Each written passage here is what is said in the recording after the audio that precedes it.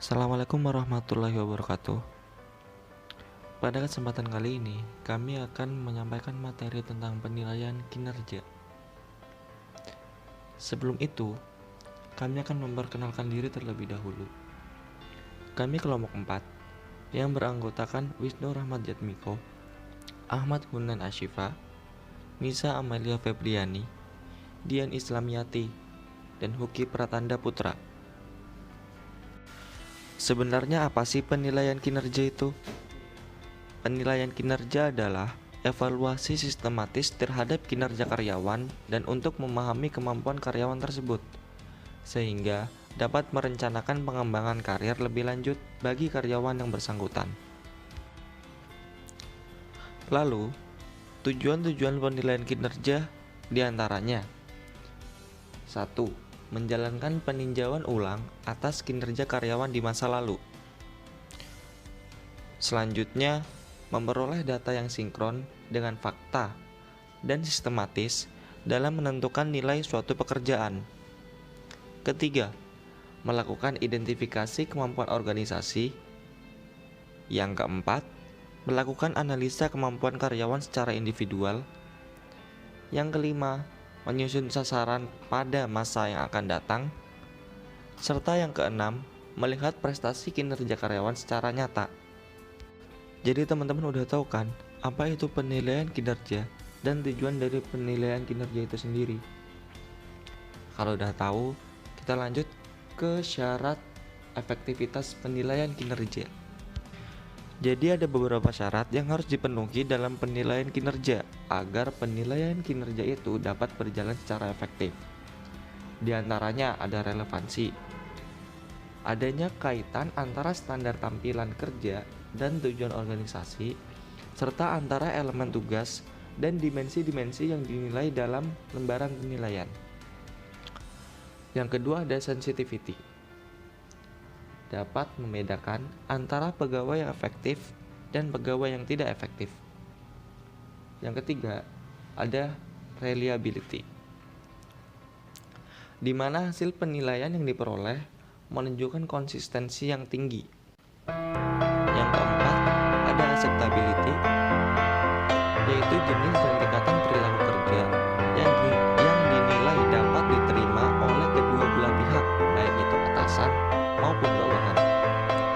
Dan yang kelima, ada practicality, mudah dimengerti dan digunakan oleh manajer serta pegawai, tidak rumit dan tidak berbelit-belit. Selanjutnya kita beralih ke manfaat penilaian kinerja karyawan. Ada beberapa manfaat yang diperoleh setelah kita melakukan penilaian kinerja terhadap karyawan. Di antaranya memberikan informasi tentang hasil yang diinginkan, mencegah terdapat miskomunikasi, menciptakan peningkatan produktivitas karyawan, menghargai setiap kontribusi, dan membuat komunikasi arah antara tim manajer dengan pihak karyawan.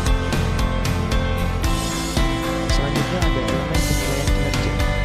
Yang pertama ada performance standar. Penilaian kinerja sangat membutuhkan standar yang jelas yang dijadikan tolak ukur atau patokan terhadap kinerja yang akan diukur. Ada 4 hal yang harus diperhatikan dalam menyusun standar penilaian kinerja yang baik dan benar, yaitu validity, equity, realism, dan objectivity. Yang kedua, yaitu kriteria manajemen kinerja.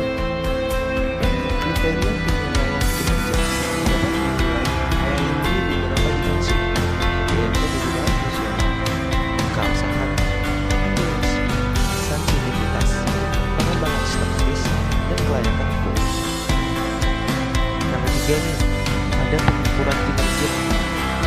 Pengukuran kinerja dapat dilakukan dengan menggunakan sistem penilaian atau rating yang relevan. Pengukuran kinerja dapat bersifat subjektif ataupun objektif. Kan elemen penilaian kinerja udah selesai. Terus kita mau bahas proses penilaian kinerja. Jadi proses penilaian kinerja itu ada beberapa tahap. 1. Mengidentifikasi tujuan-tujuan penilaian spesifik. Yang kedua, menetapkan kriteria-kriteria dan mengkomunikasikannya kepada karyawan. Yang ketiga, memeriksa pekerjaan yang dijalankan. Yang keempat, menilai kinerja. Ini yang terakhir, mendiskusikan penilaian bersama karyawan. Terus kita mau bahas metode penilaian kinerja. Ada 4 metode yang digunakan.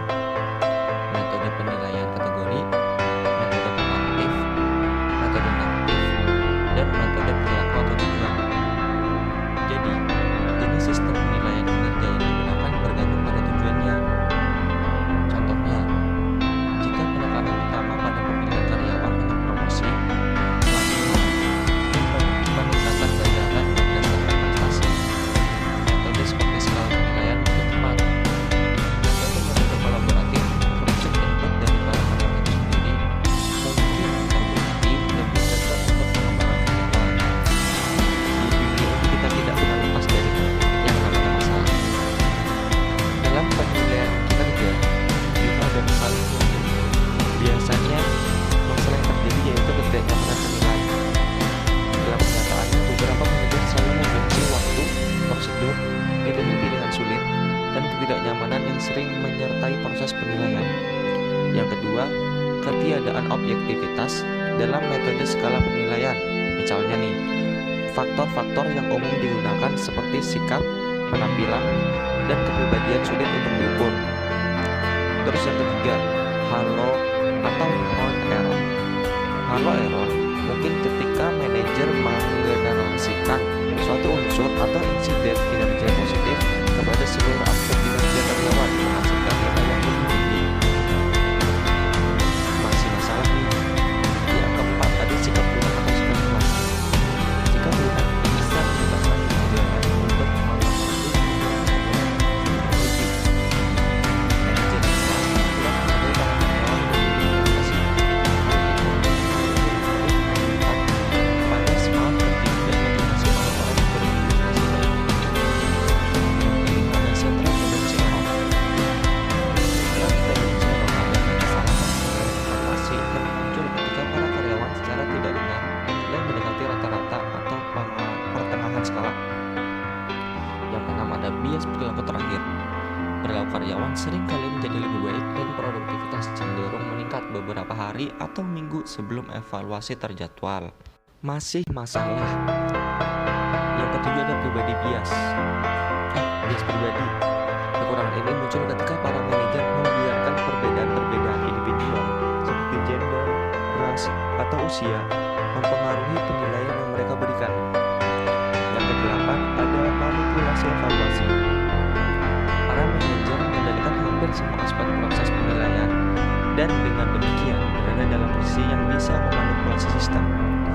Dan yang kesembilan, yang terakhir, kecemasan karyawan.